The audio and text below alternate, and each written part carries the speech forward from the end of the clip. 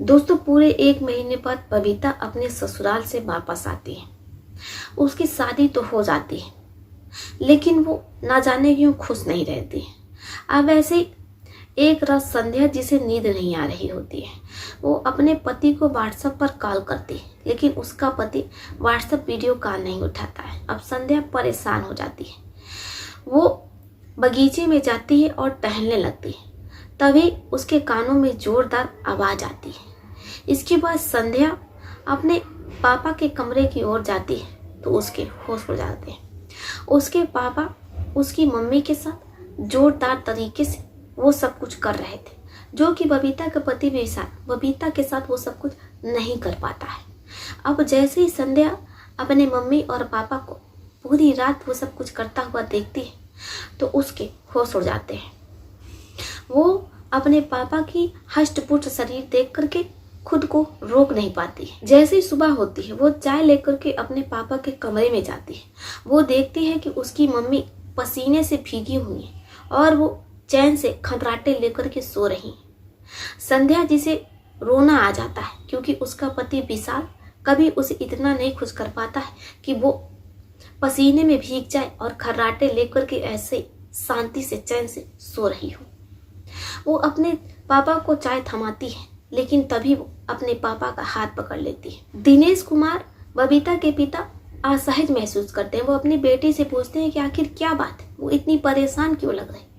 लेकिन बबीता अपने पिता से कुछ कहे वहां से चली जाती है। अब बबीता का ये रोज का हो गया था। बबीता रोज चुपके से पैर दबाती हुई बगीचे में जाती और फिर अपने मम्मी पापा के कमरे की ओर खड़ी हो जाती। जैसे उसके कानों में जोरदार आवाज आती, वो थोड़ी सी खिड़की खोलती और खिड़की से पूरी रात वो सब कुछ दिखती रहती। अब ऐसे कई दिनों तक लगातार बबीता ये सब कुछ देखती रहती है।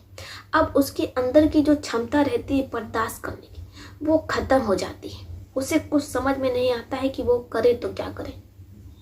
इसलिए वो अपने ससुराल पहुंच जाती है। अब जैसे ही वो अपने ससुराल पहुंचती, उसका पति विशाल कमरे में सो रहा होता है। इससे पहले कि वो जाग पाता, पति के साथ वो सब कुछ करने लगती है जो कि उसके पापा हर रात उसकी मम्मी से करते थे। लेकिन कई घंटे बाद भी बबीता को संतुष्टि नहीं मिलती। अब बबीता पूरे तरीके से खिजला जाती, झल्ला जाती है। वो कई दिनों तक अपने पति के पास रहती की कोशिशें करती है, लेकिन विशाल उसे खुश नहीं कर पाता है। अब पति और पत्नी में अनबन रहने लगती है। रोज रोज लड़ाई झगड़ा होता रहता है। ऐसे में बबीता अपने पापा के घर आ जाती है।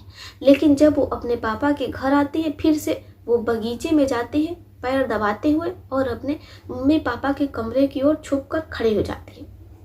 जैसे ही रात होती है, जोरदार आवाज आती है।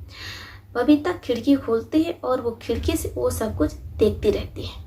यहाँ तक सब कुछ बिल्कुल ठीक रहता है, लेकिन संध्या एक रात अपनी मम्मी के बेड पर जाकर के सो जाती है। गांव में अक्सर लाइट कट जाती है, लेकिन उस समय संध्या घर की लाइट काट देती है। अब जैसे ही वो घर की लाइट काटती है, पूरे घर में घोर अंधेरा हो जाता है। इसके बाद संध्या अपने पापा के कमरे में जा करके अपनी मम्मी की जगह सो जाती है। अब जैसे ही रात होती है, संध्या के पापा दिनेश कुमार वो कमरे में आते हैं और फिर अपनी बेटी को अपनी पत्नी समझ करके पूरी रात वो सब कुछ करते रहते हैं। इधर संध्या पसीने से भीग जाती है। सुबह हो जाती है, लेकिन संध्या, जिसे इतनी गहरी नींद आ जाती है कि वो सुबह उठ नहीं पाती। अब जैसे दिनेश कुमार सुबह उठते हैं ऑफिस जाने के लिए, वो अपने बेड पर अपनी बेटी को देखते हैं। बहुत ज्यादा परेशान हो जाते हैं कि आखिर उनकी बेटी उनके कमरे में क्या कर रही।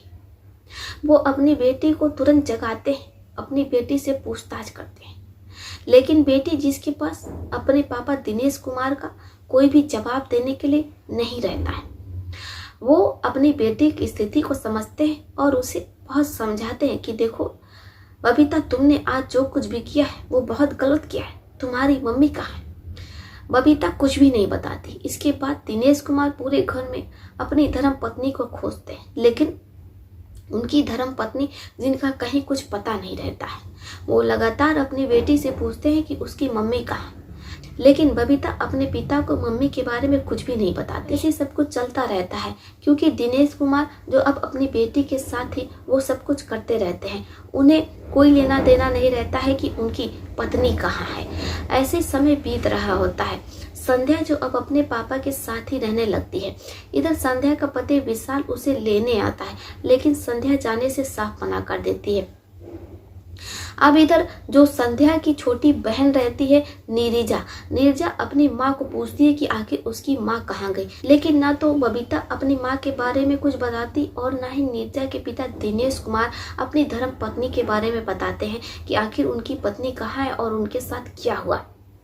लेकिन नीरजा घर की छोटी बेटी रहती, वो अपनी माँ के बिना नहीं रह पाती है। वो अपने पिता से बार बार पूछती है कि आखिर उसकी माँ कहाँ है। पिता पहले तो शुरू में बहाना करते हैं, लेकिन अंत में वो अपनी बेटी से कह देते हैं कि देखो नीरजा, हमें नहीं पता कि तुम्हारी माँ कहाँ है। 1 हफ्ते से ना तो उनके नंबर पर फ़ोन लग रहा है और ना ही वो हमारा फ़ोन उठा रही। हमने उनको व्हाट्सएप पर मैसेज भी किया, लेकिन वो रिप्लाई नहीं कर रही। 1 महीने से ज़्यादा हो जाता है। दिनेश कुमार ना तो अपनी पत्नी को खोजने में और ना ही उनके बारे में कुछ पता करने में रुचि रखते हैं, क्योंकि अब वो अपनी बेटी को ही अपनी पत्नी समझ लेते हैं, क्योंकि वो सब कुछ अपनी बेटी बबीता के साथ ही कर रहे होते हैं। अब बबीता अपने पिता के कमरे में ही रहती है, अपने पिता के कमरे में ही सोती है। कि नीरजा जिसे कुछ समझ में नहीं आता है कि आखिर उसकी दीदी बबीता उसके पापा के कमरे में क्यों रह रही है और वो उसके पापा के कमरे में क्यों सो रही है। नीरजा को कुछ समझ में नहीं आता है, उसे कुछ न कुछ डाउट होता है, शंका होती है। इसलिए नीरजा एक रात बगीचे में जाती है और पांव दबाते हुए वो अपने पापा के कमरे की ओर खड़ी हो जाती है। तभी कमरे से जोरदार आवाज आती है। इसके बाद नीरजा खिड़की खोलती है और जो मंजर वो अपनी आंखों से देखती है उसे पूरा जीवन भूल नहीं पाएगी कि उसकी दीदी बबीता और पापा दिनेश कुमार वो दोनों एक दूसरे के साथ कुछ गलत कर रहे थे। अब जैसे ही नीरजा ये दिखती है तो मोबाइल में उन लोगों का वीडियो बना लेती है। इसके बाद वो दरवाज़ा खुलाती है और अपने पापा से अपनी माँ के बारे में पूछने लगती है, लेकिन दिनेश कुमार अपनी बेटी नीरजा को भगाने लगते हैं। इधर बबीता भी अपनी छोटी बहन नीरजा को कई झापड़ लगा देती है। इसके बाद नीरजा बहुत ज़्यादा गुस्सा आ जाती है और वो अपने पापा और अपनी दीदी को धमकाती है और कहती है कि अगर वो उसकी माँ के बारे में नहीं बताएंगे तो फिर वो पूरी बात मामा को बता देगी। जैसे दिनेश कुमार और बबीता ये सुनते हैं तो वो कहते हैं कि ठीक है, जाकर के तुम मामा से बता दो, मामा हम लोगों का क्या ही कर लेंगे। इसके बाद नीरजा रात के 1:30 बजे अपने मामा को फ़ोन करती है और पूरी बात बता देती है।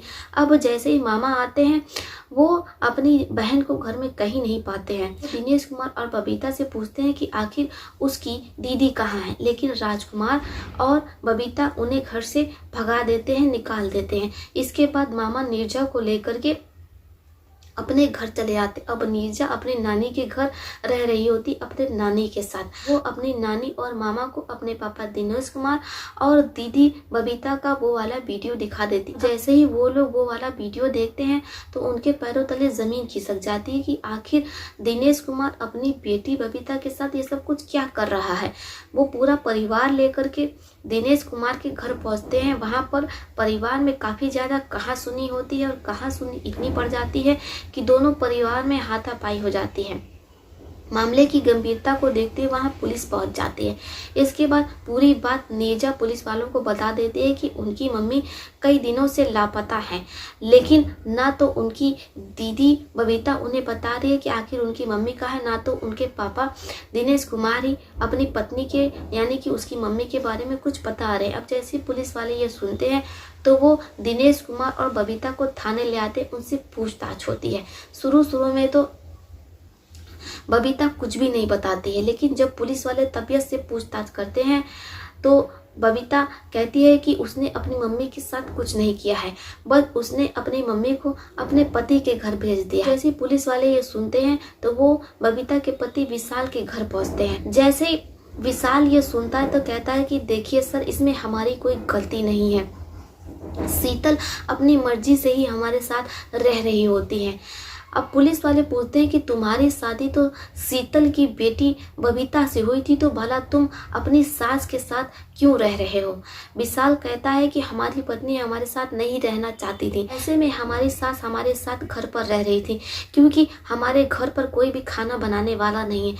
हमारी सास घर पर रह रही थी और हमारे लिए खाना बना रही थी, क्योंकि हम ऑफिस में काम करते हैं। ऐसे में जब भी हम ऑफिस से घर आते तो कोई भी खाना बनाने वाला नहीं रहता था।